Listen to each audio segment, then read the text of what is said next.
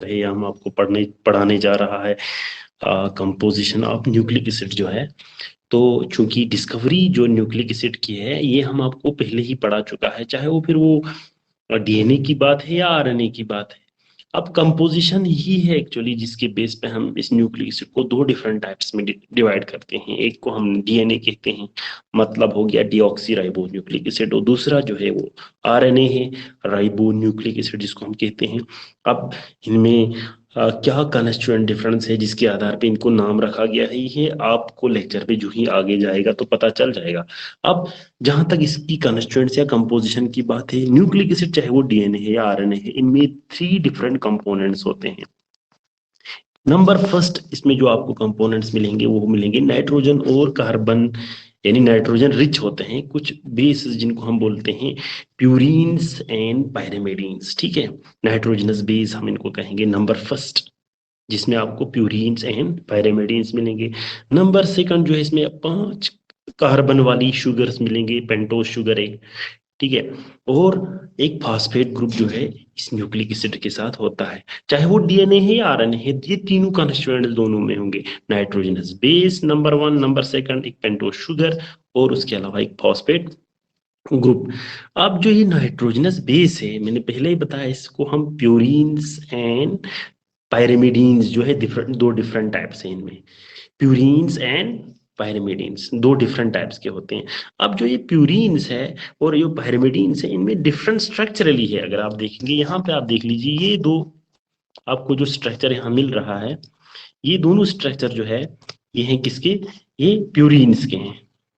ये देख लीजिए, ये दोनों स्ट्रक्चर आपको प्यूरीन्स के हैं। इनमें आपको दो दो कार्बन की जो है, नाइट्रोजन कार्बन की दो रिंग मिलेंगे, है ना। ये एक रिंग यहाँ से इस तरह से, दूसरा ये बड़ा सा रिंग।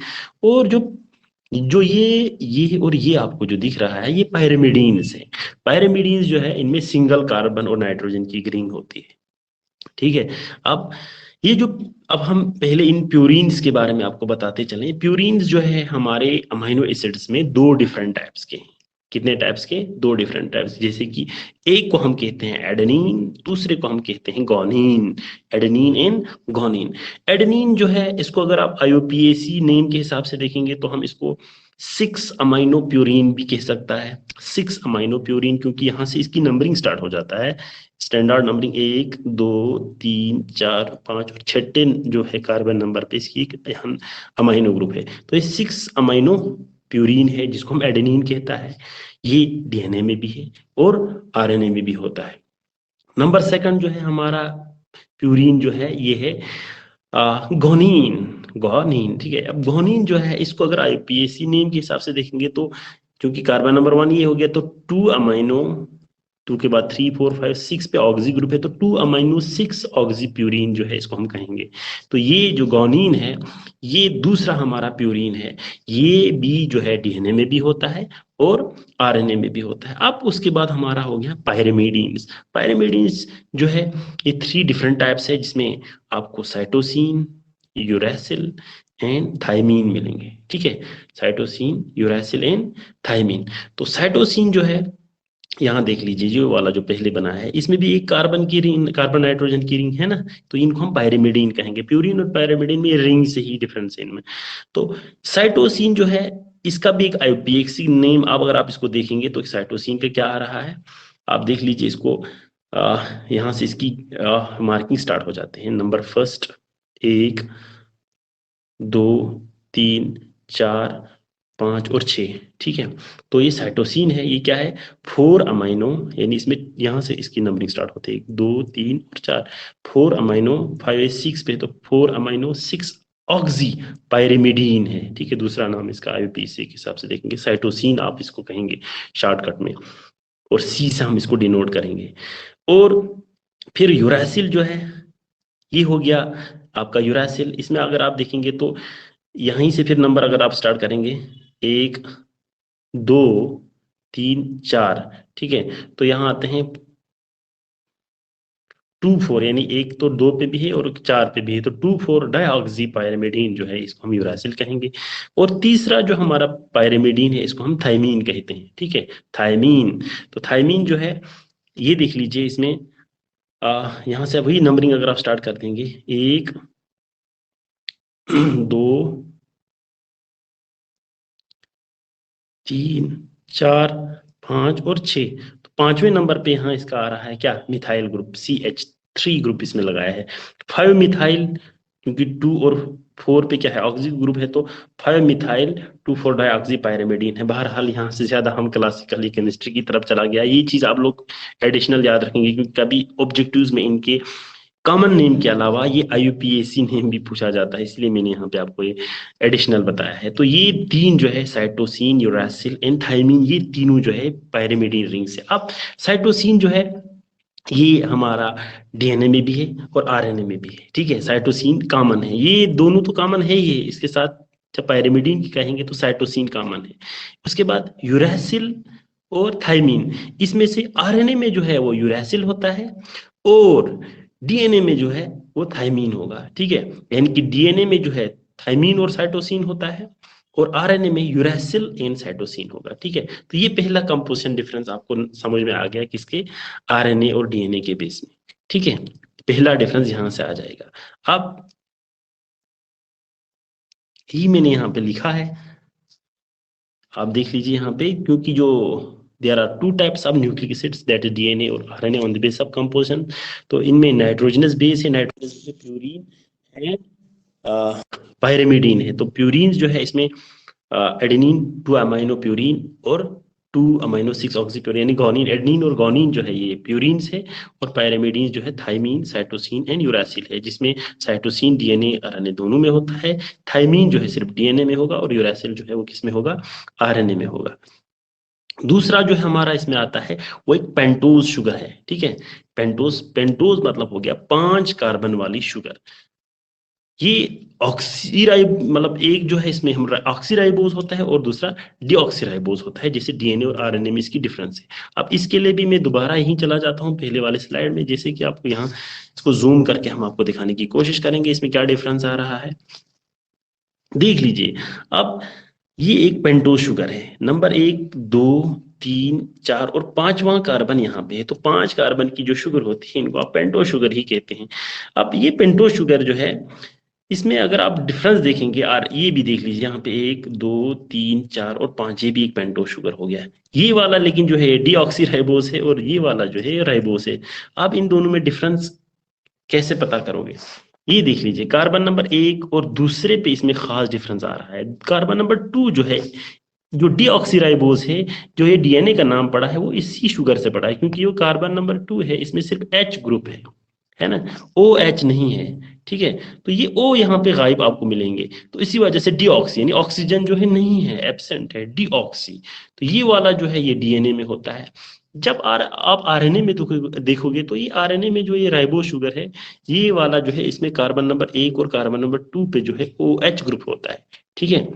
यानी कि इसमें राइबोज शुगर होता है, तो ये चीज यानी ऑक्सीराइबोस होता है, ठीक है। तो ये वाला जो है डीऑक्सीराइबोस होता है। तो ये आप लोग एक याद रखेंगे।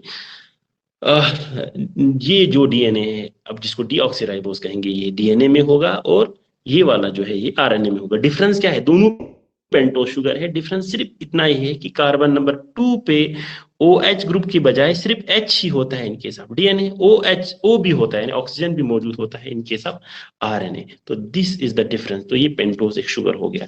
उसके अलावा जो लास्ट नॉट लीस्ट जो है हमारे DNA या RNA का जो हिस्सा है, वो है क्या है, वो है एक फॉस्फेट ग्रुप, ठीक है। ये फॉस्फेट ग्रुप जो है होता है, देख लीजिए, ये PHPO4 के हिसाब से होता है यहाँ पे, लेकिन जब इसका ये फॉस्फेट ग्रुप देख लीजिए, इसमें नेट नेगेटिव चार्ज होगा, तो ये तीसरा कंस्टिट्यूएंट है RNA और DNA का।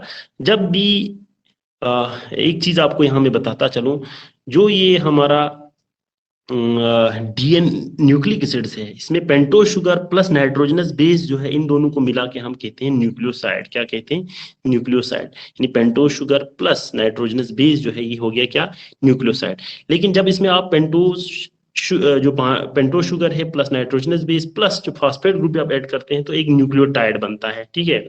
एक न्यूक्लियोटाइड दूसरे न्यूक्लियोटाइड के साथ एक्चुअली इसी फॉस्फेट ग्रुप के साथ ही जुड़ा हुआ होता है। तो ये मेरे कहने का आपको मतलब था, ठीक है। यानी कि एक पेंटोज शुगर, ठीक है, किसके साथ जुड़ा होता है, दूसरा जो आपका एक पेंटोज शुगर होगा उसके साथ इसी फॉस्फेट ग्रुप के साथ ही एक्चुअली जुड़ा जाएगा। तो वो कैसे जुड़ा जाता है, यहाँ देख लीजिए आप, ये मैंने आपको यहाँ पे जस्ट दिखाया है इसकी चेन। यहाँ आप देख लीजिए इसको अच्छी तरह से,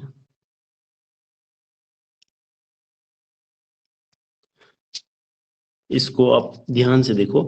ये आपका एक नाइट्रोजनस बेस मैंने यहाँ बनाया है, ये दोनों, और this is the nitrogenous base and this is the pentose sugar, और इसके साथ अब यहाँ एक फॉस्फेट ग्रुप बनाया है। ये तीनों मिला के हम इसको क्या बोलेंगे, न्यूक्लियोटाइड बोलेंगे। अगर इसमें ये सिर्फ ये दो होगा तो हम इसको न्यूक्लियोसाइड कहता है। तो एक न्यूक्लियोटाइड और दूसरे न्यूक्लियोटाइड के बीच में यही फॉस्फेट ग्रुप ही तो जोड़ता है।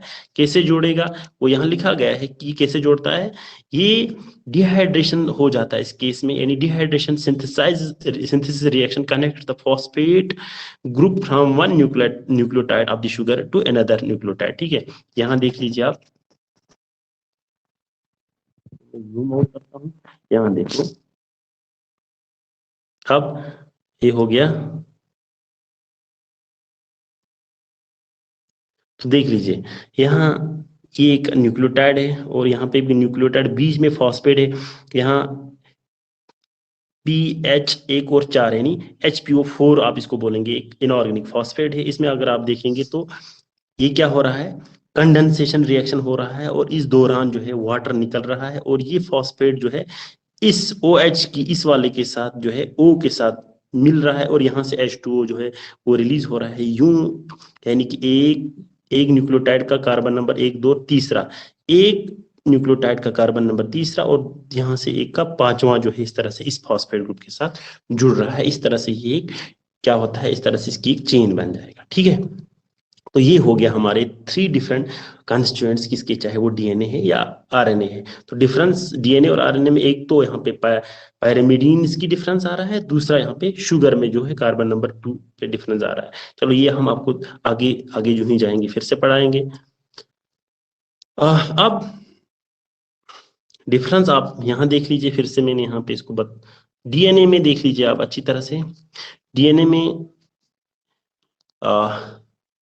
एडेनिन, गुआनिन और साइटोसिन जो है डीएनए और आरएनए दोनों में बराबर है, इनमें कोई डिफरेंस नहीं है।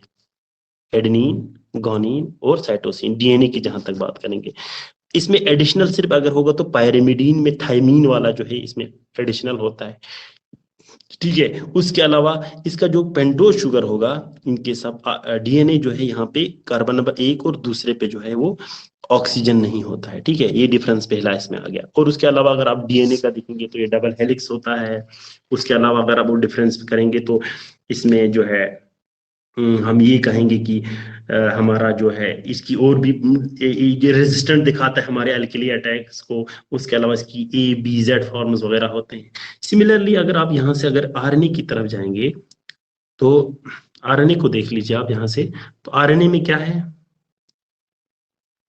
आरएनए में आपको इसके बिल्कुल डिफरेंस में एडेनिन, गुआनिन और साइटोसिन आरएनए में भी होता है। यहाँ डिफरेंस सिर्फ ये थाइमीन एब्सेंट है, थाइमीन की जगह यूरासिल है। नंबर फर्स्ट, नंबर सेकंड जो है मेन डिफरेंस यहाँ पे कार्बन नंबर एक और कार्बन नंबर 2 पे, यहाँ देख लीजिए आप, कार्बन नंबर 2 पे जो है OH ग्रुप है, यहाँ देख लीजिए OH ग्रुप है। तो ये मेन डिफरेंस है। उसके अलावा अगर आप और भी डिफरेंस देखेंगे तो मैंने पहले बताया, ये जो है ये सिंगल स्ट्रैंडेड फॉर्म में होता है। उसके अलावा ये ससेप्टेबल होता है किसको, अल्किली अटैक्स को। उसके अलावा आरएनए की डिफरेंट टाइप्स जो है, जैसे mRNA है, tRNA है, rRNA वगैरह जो है इसकी डिफरेंट।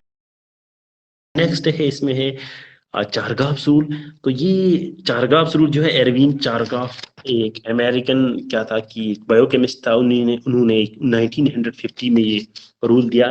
तो चारगाफ रूल में एरविन चारगाफ क्या कहता है कि इस रूल के हिसाब से चारगाफ कहता है कि जो हमारा डीएनए है, डीएनए जो न्यूक्लिक एसिड है, इसमें एडेनिन जो है वो बराबर होता है किस चीज, किसके बराबर होता है, हमेशा it is equal to, adenine is equal to किसके बराबर है, थाइमीन के बराबर है, I3, ठीक है। IA इक्वल टू 30 के बराबर है, ठीक है। उसके अलावा ये कहता है कि जो गोनीन है, अब गोनीन जो है ये बराबर है किसके, गोनीन जो है, गोनीन ये बराबर है किसके, सी के, या सी जो है साइटोसिन जो है वो बराबर है किसके, गाउनिन के। चली गई, आई थी, ये आप लोग याद रखेंगे, आई थी और चली गई जो है, यानी आई इज इक्वल टू बराबर थी और चली बराबर है चली गई के बराबर है।